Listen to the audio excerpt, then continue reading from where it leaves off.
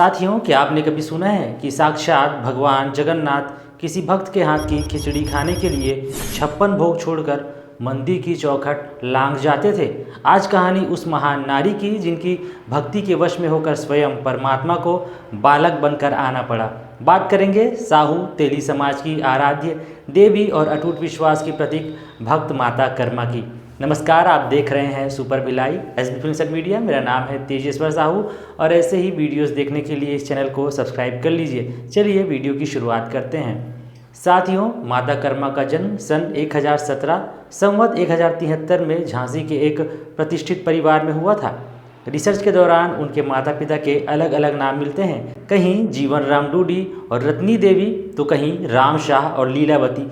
लेकिन बचपन से ही माता कर्मा आम बच्चों जैसी नहीं थी। जब सहेलियां गुड्डे गुड़िया से खेलती थी, कर्मा मिट्टी के लड्डू गोपाल बनाकर उन्हें भोग लगाती थी। एक बार बचपन में उनकी एक सहेली तालाब में डूबकर बेसुध हो गई। तब 10 साल की कर्मा ने अपनी आंखें बंद कर भगवान कृष्ण का ऐसा ध्यान किया कि वह सहेली चमत्कारिक रूप से जीवित हो गई। साथियों, युवावस्था में माता कर्मा का विवाह नरवरगढ़ के एक अत्यंत प्रतिष्ठित और संपन्न तैलिक परिवार में हुआ। उनके पति का नाम चतुर्भुज शाह देवता दीन या जिन्हें पदम जी भी कहते हैं, वे एक बहुत बड़े तेल व्यापारी थे। चतुर्भुज शाह केवल व्यापारी नहीं बल्कि एक महान समाजसेवी थे। उन्होंने यात्रियों की सुविधा के लिए सड़कों के किनारे सराय बनवाए और नदियों पर अपने खर्च से मजबूत पुलों का निर्माण करवाया। उनके इन नेक कामों की वजह से उनकी ख्याति राजा से भी ज़्यादा फैलने लगी। जब प्रजा राजा से ज़्यादा एक तेली व्यापारी की जय जयकार करने लगी, यानी चतुर्भुज शाह की जय जयकार करने लगी, तो नरवर के राजा ढोला के मन में ईर्ष्या आग सुलगने लगी। राजा को लगा कि एक व्यापारी का कद उसके राज सिंहासन से बड़ा हो रहा है।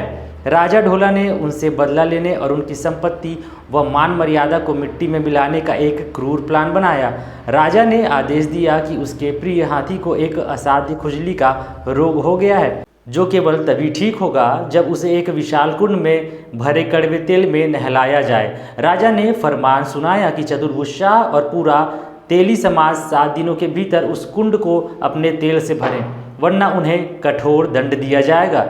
यह एक असंभव कार्य था जिसका मकसद सिर्फ माता कर्मा के परिवार को और तेली समाज को बर्बाद करना था। पूरा समाज इस अन्याय से कांप उठा।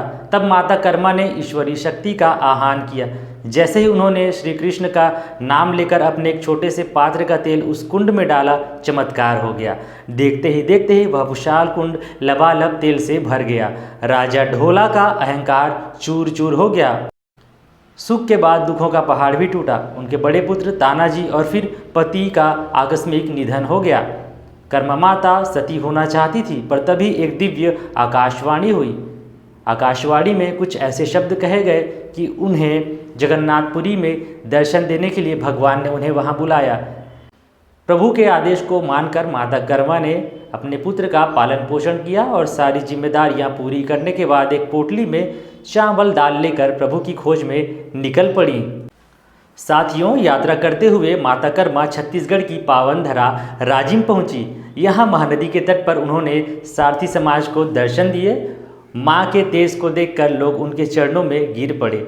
माँ ने उन्हें आशीर्वाद दिया और भाद्रपद शुक्ल एकादशी के दिन करमसेनी वृक्ष की पूजा का विधान बताया। यहीं से छत्तीसगढ़ की पहचान कर्मा नृत्य की शुरुआत हुई। जब माँ कर्मा पुरी पहुंची तो पुजारियों ने उन्हें मंदिर से धक्का देकर बाहर कर दिया। माँ समुद्र किनारे अपनी कुटिया में बैठकर खिचड़ी पकाने लगी। उनकी पुकार सुन स्वयं भगवान जगन्नाथ बालक के रूप में वहां आए और उनके हाथों से खिचड़ी खाई। मंदिर के पुजारियों ने जब भगवान के विग्रह के मुख पर खिचड़ी लगी देखी तो वे माँ के चरणों में गिर पड़े। तब भगवान ने घोषणा की, मेरे 56 भोग से पहले कर्मा की खिचड़ी का भोग लगेगा। साथियों, माता कर्मा का जीवन हमें सिखाता है कि अनीति के सामने झुकना नहीं चाहिए और सच्ची भक्ति के आगे स्वयं ईश्वर को भी झुकना पड़ता है। माँ कर्मा की इस गौरव गाथा को हर घर तक पहुँचाएं। जय माँ कर्मा, जय छत्तीसगढ़। साथियों, आज का यह वीडियो कैसा लगा कमेंट बॉक्स में बताएं। ऐसे ही जानकारी के लिए, ऐसे ही वीडियोस देखने के लिए हमारे चैनल एसबी फिल्म मीडिया को सब्सक्राइब करें। मिलते हैं नेक्स्ट वीडियो में, तब तक के लिए धन्यवाद, नमस्कार, जय जोहार।